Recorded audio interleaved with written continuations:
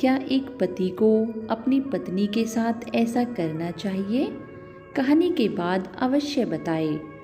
एक खूबसूरत प्रेम कहानी के बाद उन्होंने शादी कर ली और 2 हफ्ते बाद पति काम पर जाने के लिए उठा और अपना चेहरा धोने के लिए बाथरूम गया।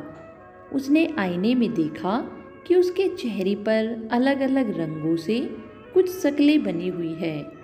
उसकी सीधी सादी बीवी, बचकाना और मासूम दिल रखने वाली, उसने सोते वक्त उसके चेहरे पर कुछ लिख दिया था। उसने इसे बड़े प्यार से अंजाम दिया था। वो उस पर हंसने के लिए तैयार थी। सुबह वह उसके पीछे दौड़ेगा, उसे पकड़कर उसके गाल पर चुटकी लेगा, फिर इसे कसकर गले लगाएगा और उससे कहेगा कि वह उससे बहुत प्यार करता है। फिर वो दोनों पूरा दिन उसके चेहरे पर हंसेंगे।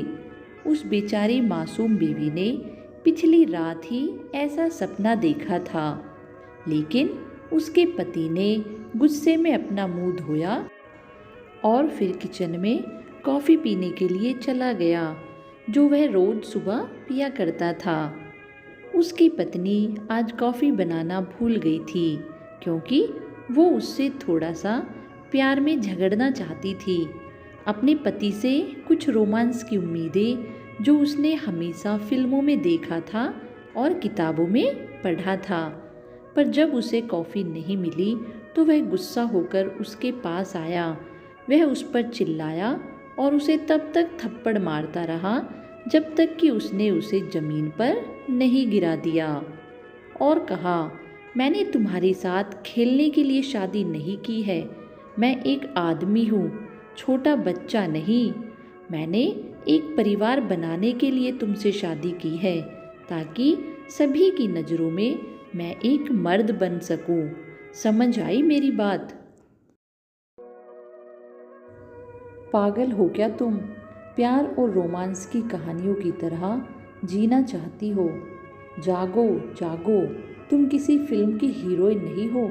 जो कहानियाँ तुम पढ़ा करती हो वह सब खत्म हो चुकी है। कहानियों से घर नहीं बनेगा और ना ही खाना बनेगा। ये कहानियाँ तुम्हारे बच्चों को नहीं पालेंगी। वह बेचारी मासूम बीवी खड़ी खड़ी रो रही थी और अपने दुपट्टे से अपने आंसू पोंछ रही थी। पति ने उस पर चिल्लाते हुए कहा, आज मैं अपने दोस्तों को लंच पर बुलाऊंगा।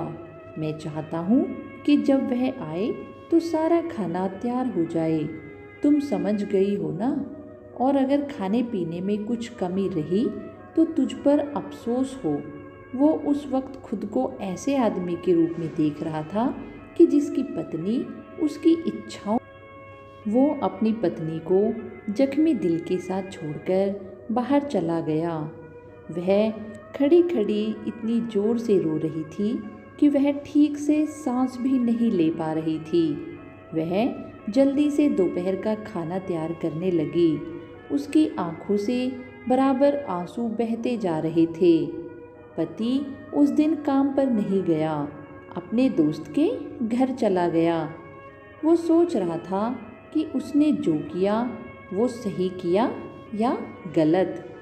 वो अपने दोस्त से जाकर सब बातें बताने लगा कि आज मैंने अपनी बीवी को ये कहा, ऐसे डांटा, ऐसे मारा।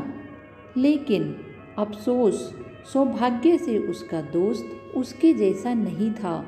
उसने उसे अपनी बात पूरी करने की अनुमति नहीं दी और यह कहते हुए उसे बीच में ही रोक दिया, व्हाट मैन आर यू? यह सब कैसी क्रूरता तुम्हारे अंदर भरी है? इस तरह तुम अपनी पत्नी के साथ व्यवहार करते हो? क्या तुम एक अच्छे पति हो? क्या तुमने ईश्वर के दूत को नहीं सुना? महिलाओं के प्रति दयालु रहो। महिलाएं कांच की बनी बोतल की तरह होती है। आपको उसके साथ नरमी से व्यवहार करना होगा, उसके प्रति दयालु होना होगा, उसके साथ कोमल होना होगा, उसे दुलारना होगा और उसे तोड़ना नहीं होगा। अरे यार, तुमने अभी कुछ समय पहले अपनी पत्नी से खाना पकाने और बच्चों की परवरिश के बारे में जो बताया था, वह सब मूल रूप से उसके साधारण कर्मों में से एक है जिसे वह रोज करती है, और तुम्हारा उसके साथ दयालु और स्नेही होने से ही तुम्हारे लिए उसका प्यार और जुनून बढ़ेगा। वो आपको बताए बिना घर के वो सारे काम करेगी जो तुम चाहते हो। वह तेरी दासी नहीं है और ना ही वह तेरे घर की नौकरानी है। तूने भी उससे इसलिए शादी नहीं की कि जब उसकी ज़रूरत पड़े तो तू उसे इस्तेमाल करे, वरना उसे कूड़े की तरह फेंक दे। मेरे दोस्त, वो आपकी पत्नी है, आपका जीवन है, आपका सब कुछ है आपकी पत्नी। उसे परेशान मत करो। ईश्वर से माफ़ी मांगो और अपनी पत्नी के पास लौट जाओ। उसकी इज्जत करो और फिर कभी भी उसको परेशान मत करना। यह सुनकर पति बड़ा दुखी हुआ। उसे अपने आप पर बहुत पछताया हुआ और अपने अंदर बहुत कमजोरी महसूस हुई।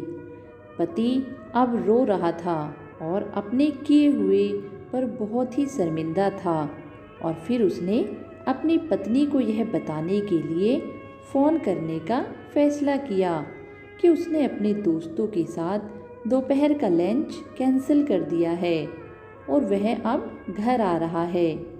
वो उसके साथ बैठकर खाना खाएगा। वह उसे बहुत याद कर रहा है। फ़ोन की घंटी बजी, लेकिन उसने फ़ोन नहीं उठाया। उसने वापस कॉल किया, लेकिन किसी ने जवाब नहीं दिया। उसने कहा, कोई बात नहीं, शायद वह कामों में व्यस्त है, इसलिए वह फ़ोन नहीं उठा सकी। वह घर लौटा, घंटी बजाई, लेकिन अंदर से कोई जवाब नहीं आया। उसने अपनी जेब में चाबी ढूंढी, लेकिन सुबह वह गुस्से में चाबी ले जाना भूल गया था। अब उसने खुद से सवाल किया, वो क्या कर रही होगी। उसने फिर से घर की घंटी बजाई, लेकिन किसी ने उसे जवाब नहीं दिया और अचानक उसका फ़ोन बजने लगा। फ़ोन करने वाला उसका साला था। उसने बताया, बहन ने मुझे फ़ोन करके बताया, भाई मैं ठीक नहीं हूँ, मेरी तबीयत बहुत ख़राब हो रही है, मुझे अस्पताल लेकर चलो। उसने बताया। बहन यह सब बताते हुए रो रही थी। वह कह रही थी, भाई जल्दी से आ जाओ, मुझे बहुत डर लग रहा है। यह सुनकर उसके पति का दिल इस ख्याल से ही रुक गया था कि उसके साथ कुछ बुरा हुआ है। उसने एक टैक्सी रुकवाई और अस्पताल चला गया। वहाँ उसे उसका पूरा परिवार मिला। उनके चेहरे पर उदासी छाई हुई थी। उसने सोचा कि वे उससे गुस्से में मिलेंगे, क्योंकि उसकी पत्नी ने उन लोगों से इसकी शिकायत की होगी। लेकिन थोड़ी देर के बाद उसको लगा कि उसकी पत्नी ने किसी को कुछ नहीं बताया है। वह भी उनके साथ इंतजार करने लगा। कई घंटों के बाद डॉक्टर उनके पास आए, सिर झुकाया और उनसे कहा, आई एम सॉरी, हमने बहुत कोशिश की, लेकिन हम उसे नहीं बचा पाए। हमें बहुत अफसोस है, वह मर गई है। शाम को पति अपनी पत्नी के भाई से दूसरी चाबी लेकर घर आया। वह रोते हुए ताला खोलकर घर के अंदर गया तो टेबल को ढका हुआ पाया। उसने टेबल पे से कपड़ा हटाया। टेबल पर बहुत ही स्वादिष्ट व सुंदर तरीके के पकवानों की डिशें लगी हुई थी। उसने फ्रिज के दरवाजे के ऊपर एक कागज़ लटका हुआ देखा। उसने उसे खोला तो उसमें लिखा हुआ था, मेरे प्यारे पति, आज सुबह जो मैंने गलती की, मुझे उसके बारे में बहुत अफसोस है। आप मुझे माफ़ कर दो। मैं आपसे बहुत मोहब्बत करती हूँ।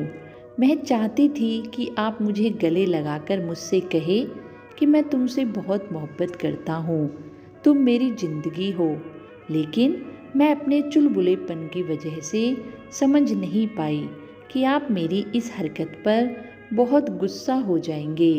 मैं आपसे वादा करती हूँ कि अब मैं कभी आपको परेशान नहीं करूँगी। मुझे उम्मीद है कि आपके दोस्तों को खाना पसंद आएगा। ये उस आदमी के लिए शर्म की बात है जो अपनी बीवी से प्यार तो करता है, लेकिन यह भूल जाता है कि उस पर दया करना और उससे मोहब्बत करना ईश्वर का ही एक आदेश है। अपनी बीवी को याद रखो, घर जाओ तो मुस्कुराओ, तुम्हारी बीवी भी मुस्कुराए। आपकी एक मुस्कुराहट पत्नी की दिन भर की थकावट को दूर कर देती है।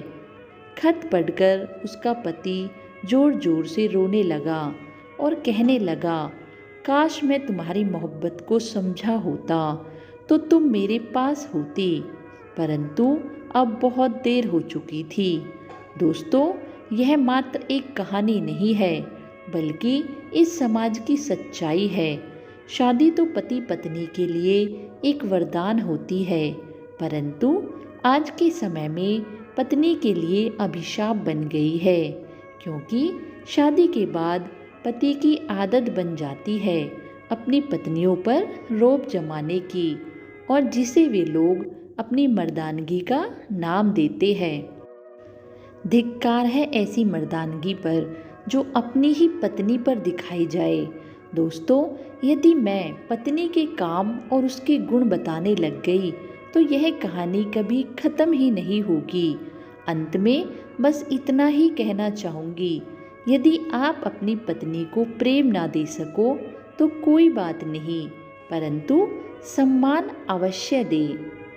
दोस्तों, यदि आपको हमारी यह कहानी पसंद आए तो कृपया हमारे चैनल को लाइक एंड सब्सक्राइब अवश्य करें, ताकि हम रोज़ आपके लिए कुछ अच्छी अच्छी कहानियाँ लेकर आते रहें। धन्यवाद आप सभी का।